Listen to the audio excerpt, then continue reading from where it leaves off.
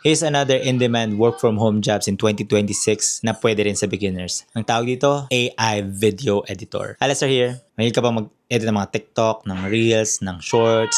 You should already know, pwede mong pagkakitaan yan full-time. Pero this time, you'll be using AI so that you'll be ahead of your competition. So ano bang core na gagawin natin dito sa job na to? Of course, video editing, pero not film. Magkaiba po yon. Not film or long-form editor. This one's focused sa mga shorts. TikTok, stories, reels, and of course, sa Instagram. Typically, yung mga brands, mga coaches, mga SMEs ang kumukuha ng mga ganitong skills kasi madalas, wala naman silang skills for video editing. Basics ng pag-add ng caption, ng mga transitions, mga effects, and mga subtitles automatically. Pwede rin kayo mag-repurpose ng mga long form, yung mga podcast, maging short videos, ma-post dito sa different platforms. So some of the more popular tools, CapCut, Descript, Captions AI, Vid.io, and yung tinatawag na Opus Clip. Yun yung ginagamit namin. Tapos, you can put it on Premiere, kung marunong ka mag-Premiere, or obviously Canva pwede rin, and CapCut for polishing. Yung mga main captions naman, you can use ChatGPT and yung tinatawag na Whisper.ai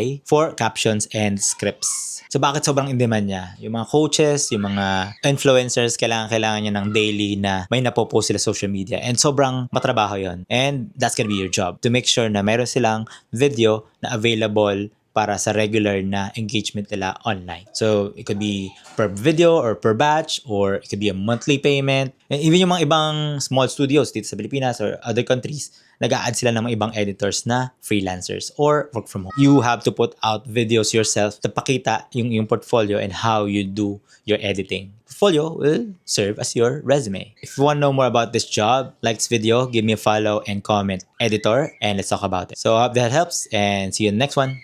Bye.